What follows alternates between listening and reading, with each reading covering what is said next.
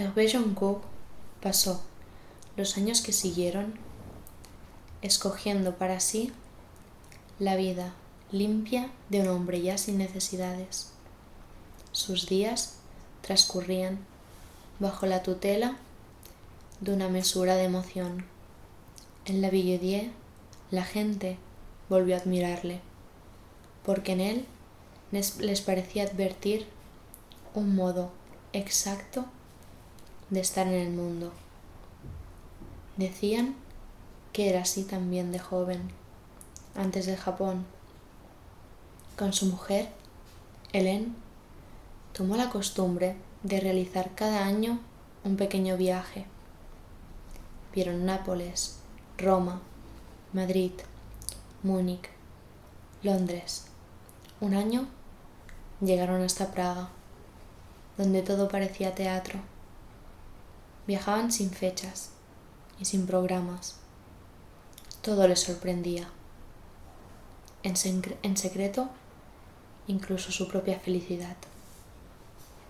Cuando sentían nostalgia del silencio, volvían a la Villedieu. Si se lo hubieran preguntado, Hervé Joncourt habría respondido que viviría así para siempre. Tenía consigo la incertidumbre, la indescriptible calma de los hombres que se sienten en su lugar. De vez en cuando, en los días de viento, bajaba a través del parque hasta el lago y permanecía allí durante horas, en la orilla, mirando cómo la superficie del agua se agitaba, formando figuras imprevisibles que brillaban sin orden en todas direcciones. El viento era uno solo, pero sobre aquel espejo parecían miles que soplaban. De todas partes, un espectáculo leve e inexplicable. De vez en cuando, los días de viento, Hervé Joncourt bajaba hasta el lago y pasaba horas mirándolo, puesto que, dibujado en el agua, le parecía ver el inexplicable espectáculo leve que había sido su vida. El 16 de junio de 1871, en la trastienda del Café de Verdun, poco antes del mediodía, el manco acertó un golpe a 4 bandas, imposible, en efecto de retorno. Valdevieux permaneció inclinado sobre la mesa, con una mano detrás de la espalda y la otra aferrada al taco, incrédulo. Pero bueno, se levantó, dejó el taco y salió sin despedirse. 3 días más tarde partió. Regaló sus 2 hilanderías a Hervé Joncourt.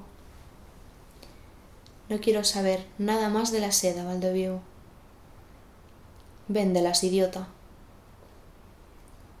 Nadie consiguió sacarle a dónde diablos tenía previsto ir. Y a hacer qué tampoco. Se limitó a decir algo sobre Santa Inés que nadie entendió bien. La mañana en que partió, Hervé Joncourt le acompañó, junto con Hélène, hasta la estación de tren de Avignon. Llevaba consigo una sola maleta, y esto también era relativamente inexplicable. Cuando vio el tren, pararon en el andén. Depositó la maleta en el suelo. Una vez conocí a uno que se había hecho construir una vía de ferrocarril para él solo, dijo. Y lo mejor es que se la había hecho construir toda recta, centenares de kilómetros sin una curva. Había incluso un porqué, pero no lo recuerdo. nunca se recuerdan los porqués. En fin, adiós.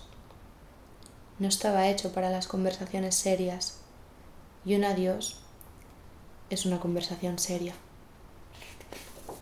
Le vieron alejarse, a él y su maleta, para siempre. Entonces, Hélène hizo algo extraño. Se separó de Bejoncourt y corrió tras él hasta alcanzarle, y le abrazó fuerte. Y mientras le abrazaba, rompió a llorar. No lloraba nunca Hélène. Hervé Joncourt vendió a un precio ridículo las 2 hilanderías a Michel Lairot, un buen hombre que durante 20 años había jugado al dominó cada sábado por la noche con Valdevieux, perdiendo siempre, con granítica coherencia. Tenía 3 hijas. Las 2 primeras se llamaban Florence y Sylvie, pero la tercera, Inés.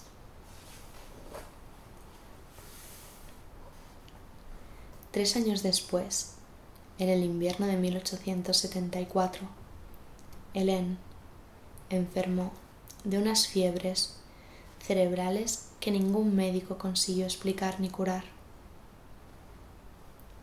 Murió a principios de marzo, un día que llovía. A acompañarla en silencio por la alameda del cementerio acudió toda la Villedie, porque era una mujer apacible que no había sembrado dolor. Hervé Joncourt hizo esculpir sobre su tumba una sola palabra: Hélas. Dio las gracias a todos, dijo 1000 veces que no necesitaba nada y volvió a su casa. Jamás esta le había parecido tan grande y jamás tan ilógico su destino,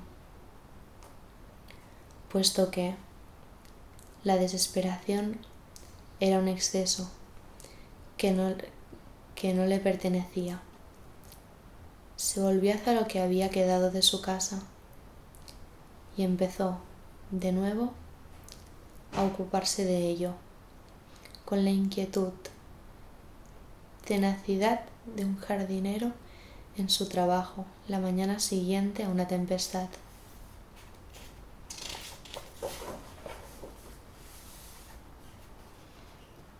Dos meses y 11 días después de la muerte de Hélène, le aconteció a Hervé Joncourt que, al acudir al cementerio, halló, junto a las rosas que cada semana depositaba sobre la tumba de su mujer, una coronita de minúsculas flores azules.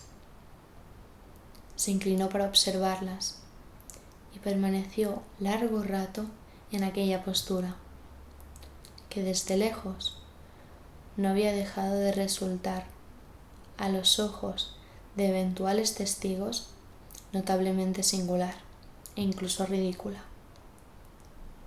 Al volver a casa, en vez de salir a trabajar al parque, como era su costumbre, permaneció en su despacho, pensando. No hizo otra cosa durante días, pensar. En la Rue Muscat, en el 12, se encontró con el taller de un sastre. Le dijeron que Madame Blanche no vivía allí desde hacía años. Consiguió averiguar que se había mudado a París, donde se había convertido en mantenida de un hombre muy importante, un político quizá. Hervé Joncourt fue a París. Tardó 6 días en descubrir dónde vivía.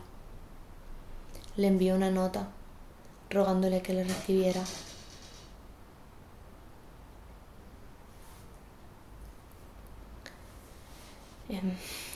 Ella le respondió que le esperaba a las 4 del día siguiente, con puntualidad.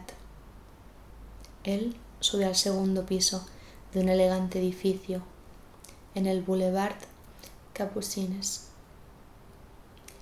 Le abrió la puerta una camarera. Lo condujo al salón.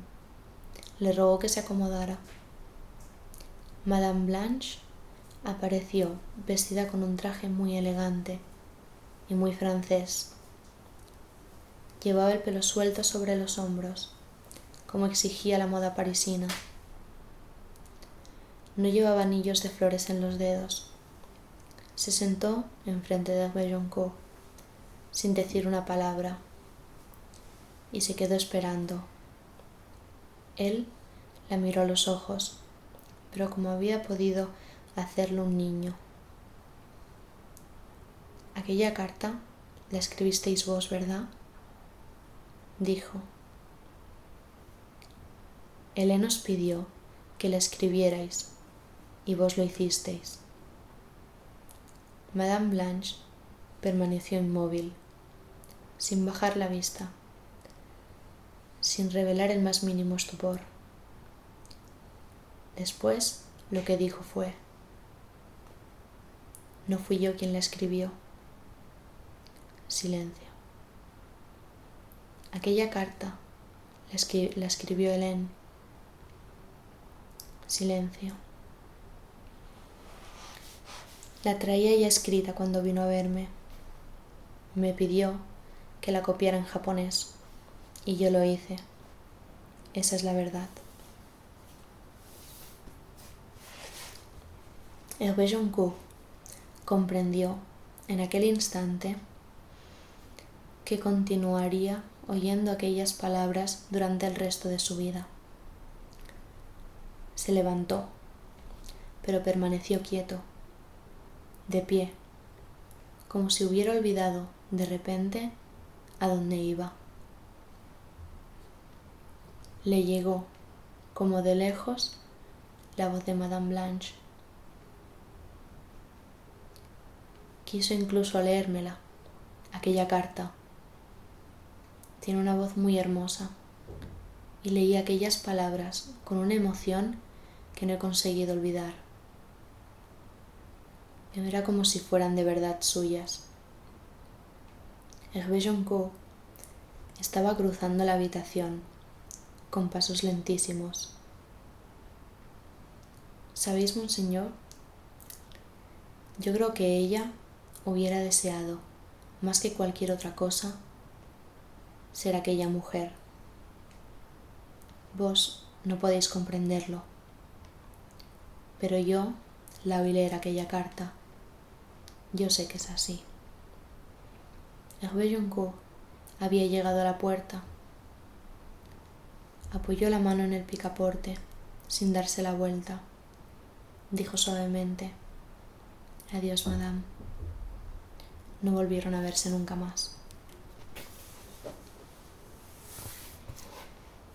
Hervé Joncourt vivió todavía 23 años más, la mayor parte de ellos con serenidad y buena salud.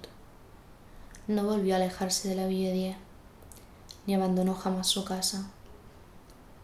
Administraba sabiamente sus saberes, y ello lo mantuvo para siempre al abrigo de cualquier ocupación que no fuera el cuidado de su parque. Con el tiempo empezó a concederse un placer que antes se había negado para siempre. A quienes venían a visitarle, les relataba sus viajes. Escuchándole, la gente de la Vieille aprendía el mundo y los niños descubrían lo que era la maravilla.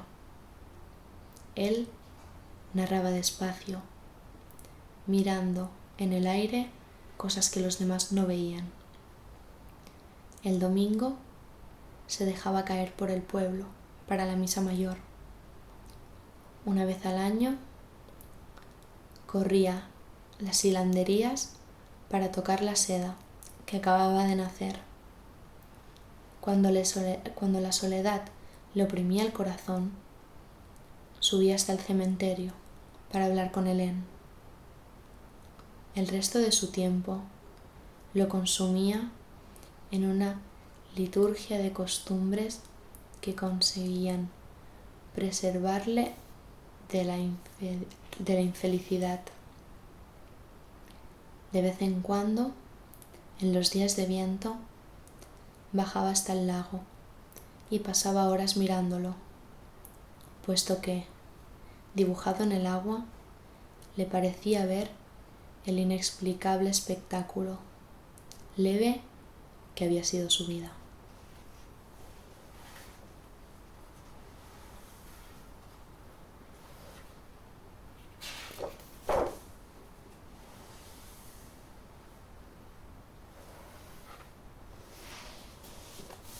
Y fin.